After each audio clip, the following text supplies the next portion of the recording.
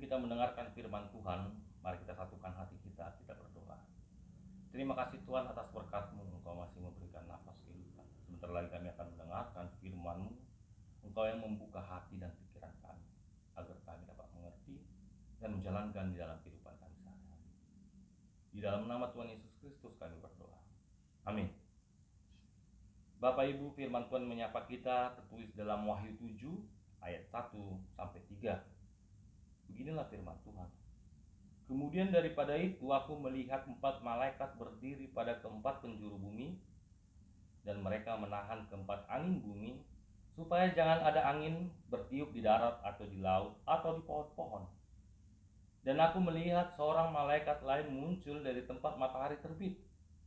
Ia membawa materai Allah yang hidup, dan ia berseru dengan suara nyaring kepada keempat malaikat yang ditugaskan untuk merusakkan bumi dan laut. Katanya, janganlah merusakkan bumi atau laut atau pohon-pohon sebelum kami memateraikan hamba-hamba Allah kami kepada dahi mereka. Begitulah firman Tuhan.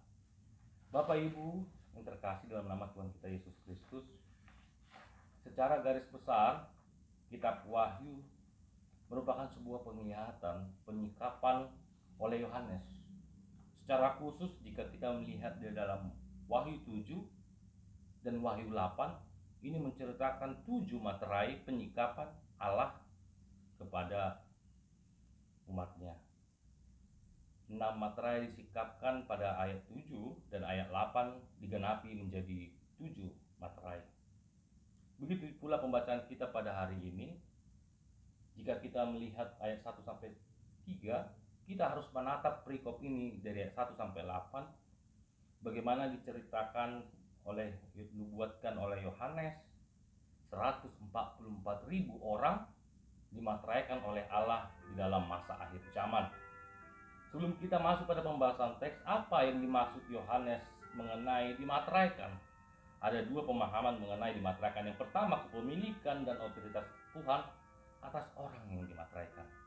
Yang kedua, orang yang dimateraikan dilindungi dari bencana dan mendapat keselamatan di dalam masa penghakiman.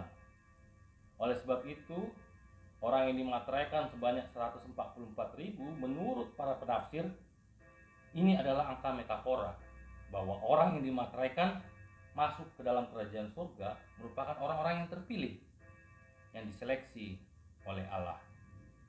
Penyikapan Yohanes dapat kita lihat dari ayat 1. 4 malaikat berdiri pada 4 penjuru bumi.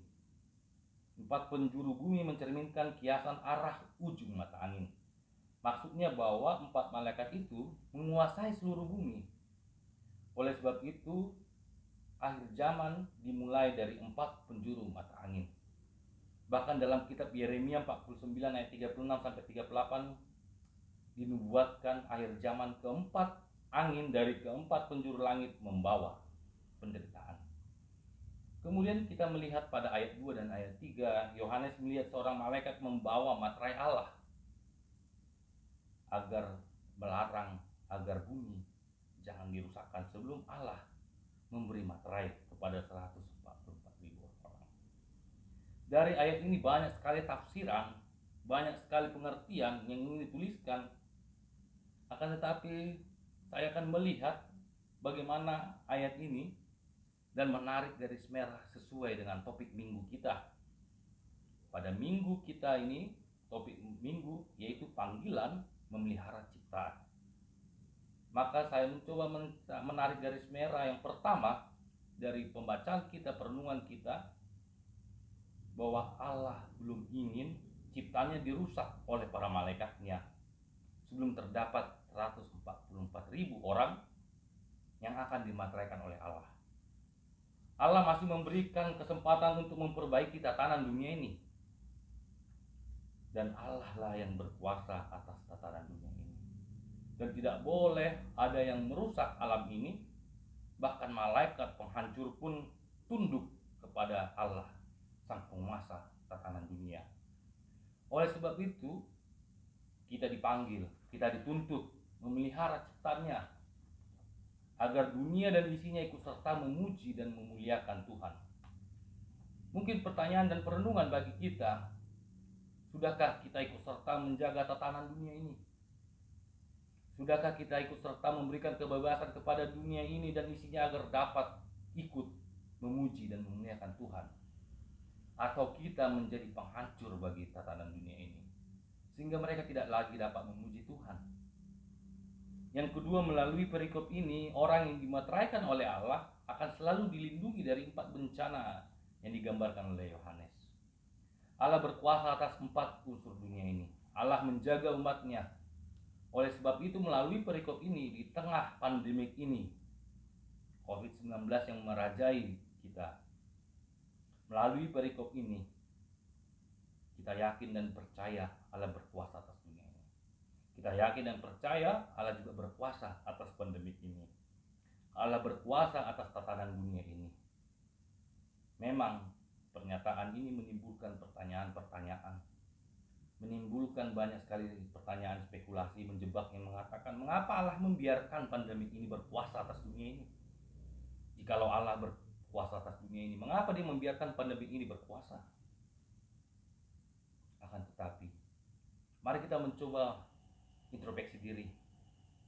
Apakah selama ini sebelum pandemik ini terjadi, kita telah ikut serta menjaga tatanan dunia ini?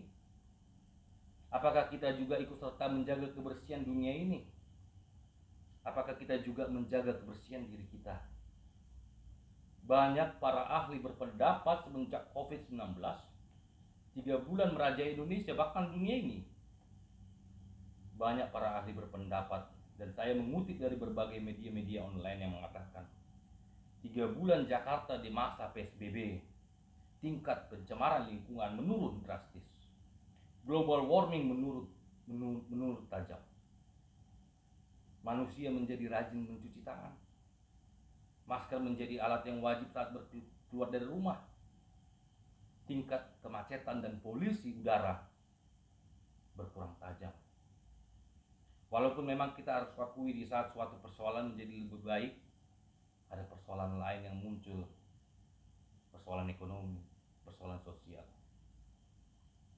Tetapi di sisi lain saya ingin melihat bahwa dunia ini sudah sampai pada tahap kejenuhan. Melalui pandemik ini, melalui perikop ini juga, kita diingatkan agar kita menjaga tatanan dunia ini. Kita diingatkan, dunia ini sudah jenuh terhadap polusi udara yang kita ciptakan. Apakah kita ikut serta menjaga tatanan dunia ini? Atau kita menjadi salah satu pelopor dari rusaknya lingkungan ini? Topik minggu kita adalah menjaga tatanan dunia ini. Oleh sebab itu, melalui perikop ini ada 2 garis perenungan bagi kita yang ingin diberitakan kepada kita. Yang pertama, bahwa hanya Allah yang berkuasa atas dunia ini, dan bahwa hanya Allah yang berkuasa atas pandemi ini. Allah yang berkuasa atas dunia dan isinya. Mari kita ikut menjaga dunia ini. Mari kita ikut menjaga tatanan dunia ini, agar alam dan isinya juga ikut memuji Tuhan. Yang kedua, mari kita menjaga tatanan dunia ini, menjaga kebersihan lingkungan ini. Di masa new normal ini, kita diwajibkan memakai masker. Kita diwajibkan menjaga jarak. Mari kita ikut serta membantu bumi ini agar kembali bernafas. Sudah capek dunia ini. Melalui perikop ini, kita harus ikut menjaga tatanan dunia ini, karena Allah lah yang mempunyai dunia ini. Amin. Mari kita berdoa. Bapa yang baik, terima kasih karena Engkau telah memberkati kami. Firman Tuhan menyapa kami agar kami ikut serta menjaga tatanan dunia ini. Firman Tuhan menyapa kami agar kami juga ikut menjaga kebersihan, agar dunia ini dan isinya ikut serta memuji dan memuliakan nama-Mu. Masukkanlah firman ini ke dalam hati dan pikiran kami agar kami dapat menjalankan di dalam kehidupan sehari-hari. Ampuni segala dosa dan kesalahan. Di dalam nama Tuhan Yesus Kristus kami berdoa dan mengucap syukur. Amin.